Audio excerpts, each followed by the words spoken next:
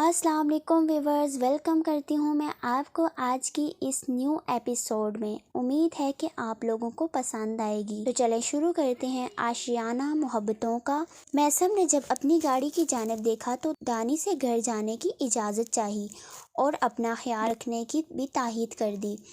دانی اسے دوبارہ آنے کا کہہ کر دروازے تک چھوڑنے آیا۔ میثم دروازے سے نکلا تو ایک خوبصورت مگر غصے والی آواز نے اس کی توجہ اپنی جانب مبذول کروا لی۔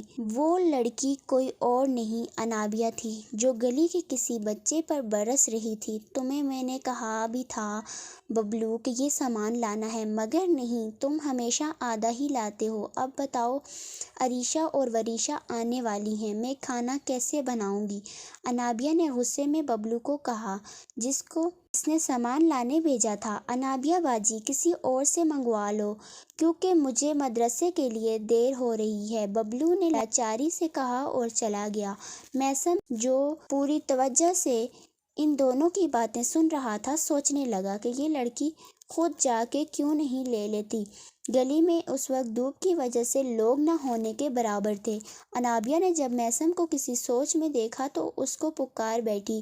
سنیے، اس نے سوچا کہ کیوں نہ اسی سے سامان منگوا لیا جائے، شکل سے تو شریف لگتا ہے، پیسے لے کر بھاگے گا تو نہیں۔ میثم نے ارد گرد دیکھا کہ کیا وہ اسی کو پکار رہی ہے۔ جی میں، میثم نے اپنی طرف اشارہ کرتے ہوئے پوچھا اور انابیہ کی طرف دیکھنے لگا۔ میں، جو کالا دوپٹہ سر پر لیے، کالا ہی قمیص شلوار پہنے کسی کو بھی اپنی سادگی سے اپنی جانب متوجہ کر سکتی تھی۔ جی آپ، اور کون ہے یہاں؟ جی کہیے، فوراً جواب آیا، کیونکہ اس لڑکی کا بھروسہ نہ تھا کہ کہاں اس پر بھی برس پڑے۔ ذرا مجھے دکان سے یہ سامان لا دیں گے؟ اصل میں ہمارے ہاں کوئی ہے نہیں ابھی اور مجھے کھانا بنانا ہے۔ اب کہ وہ قدرے نرم لہجے میں بولی، کیونکہ اپنا کام بھی تو نکلوانا تھا۔ میثم مراد، جس کو لڑکیاں ڈیٹ آفر کرتی تھی، اور یہاں یہ لڑکی راشن کی دکان سے سامان منگا رہی تھی۔ میثم نے سر جھٹک کر سامان لانے کی حامی بھر لی اور اس کے ہاتھ سے لسٹ تھام کر جانے کے لیے مڑ گیا۔ ابھی وہ مڑا ہی تھا کہ پھر سے وہی آواز آئی، سنیے۔ اس نے انابیہ کی طرف پلٹ کر دیکھا اور کہا، جی فرمائیے، یہ پیسے تو لے جائیں، اور ہاں، پیسے لے کر غائب مت ہو جائیے گا۔ انابیہ نے اپنا خدشہ بھی بیان کر دیا، کیونکہ اس کے ساتھ پہلے بھی کوئی بچہ سامان لانے کا کہہ کر پیسے لے کر 9-2-11 ہو گیا تھا۔ آپ اپنے پاس ہی رکھیے اپنے پیسے، میثم نے کہا اور سوچنے لگا کہ وہ کہاں سے پیسے لے کر بھاگنے والا لگتا ہے، اور جانے کے لیے مڑ گیا۔ اس نے 2-3 بار آوازیں بھی دی، مگر میثم انسنی کرتا ہوا آگے بڑھ گیا، کیونکہ انابیہ کی باتوں نے اسے سچ مچ تپا دیا تھا۔ عجیب آدمی ہے، پیسے تو لے جاتا، چلو سامان دینے آئے گا تو دے دوں گی، ویسے بھی میں نے کون سا فری میں سامان لانے کو کہا تھا، جو کچھ سنے بغیر ہی چل دیا۔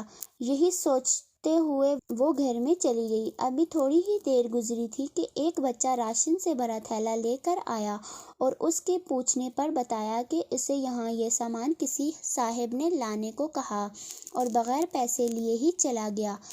انابیہ نے کچھ سوچتے ہوئے سامان رکھ لیا اور کھانا بنانے میں مگن ہو گئی۔ سورج نے اپنی تپش تھوڑی اور کم کی تو پھر سے دروازہ بجا۔ انابیہ، جو کہ عریشہ اور وریشہ کے آنے کے بعد بچوں کو گھر کے صحن میں ٹیوشن پڑھا رہی تھی، اٹھ کر دروازہ کھولنے کے لیے بڑھ گئی اور اپنی تائی سامنے دیکھ کر ان کو لے کر ڈرائنگ روم کی طرف بڑھ گئی۔ یہ ان کی وہی تائی تھی جنہوں نے ان کی امی کے انتقال کے بعد سے ان سے جھوٹے منہ نہ پوچھا تھا کہ یہ تینوں جوان لڑکیاں اکیلے کیسے رہیں گی۔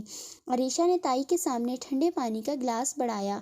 ارے کوئی کولڈ ڈرنک وغیرہ نہیں ہے؟ ہمارے ہاں تو مہمان کے آتے میز لوازمات سے بھر دی جاتی ہے۔ شکیلہ تائی نے طنز کرتے ہوئے عریشہ سے پانی کا گلاس تھام لیا۔ تائی امی، دراصل کولڈ ڈرنک لانے کے لیے کوئی ابھی ہے نہیں، لیکن اگر آپ کہیں تو میں ٹیوشن کسی بچے کو بھیج کر منگوا لیتی ہوں، انابیہ نے وضاحت دیتے ہوئے کہا، کیونکہ وہ ان کی تائی ہونے کے ساتھ اس کی ہونے والی ساس بھی تھی۔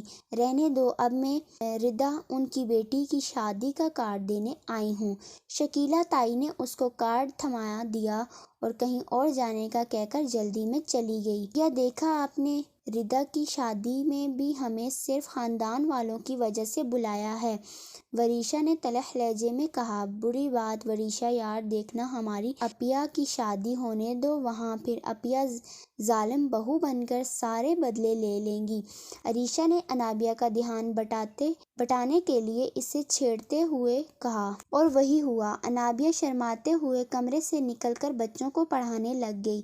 مراد ہاؤس میں رات کے اس پہر میں سے مراد اپنے بستر پر لیٹے انابیہ کی باتیں سوچ رہا تھا، اور اس کا وہ سادگی سے بھرا سراپا بار بار اس کی آنکھوں میں گردش کر رہا تھا، کیونکہ وہ ایک اپر کلاس فیملی سے تعلق رکھتا تھا، جہاں اس نے لڑکیوں کو صرف میک اپ کرے ہوئے اور پیسے اور اپنی وجاہت کی وجہ سے اپنی ارد گرد منڈلاتے دیکھا تھا۔ پر انابیہ کا وہ سادگی بھرا انداز، اس کا وہ پیسے لے کر بھاگنے والی بات نے اس کے چہرے پر مسکراہٹ لا دی تھی۔ انابیہ کے متعلق سوچتے سوچتے نہ جانے رات کے کس پہر اس کی آنکھ لگ گئی، مگر اس نے تہیہ کر لیا تھا کہ وہ اس لڑکی کے بارے میں دانی سے پوچھے گا ضرور۔ تو ویورز، آپ کو میری کہانی کیسی لگی یہ آپ لوگ مجھے لازمی بتائیے گا۔ میری کہانی کو لائک اور میرے چینل کو سبسکرائب کر دیجیے گا، اور میری آئندہ آنے والی نیو ایپیسوڈ کا انتظار کیجیے گا۔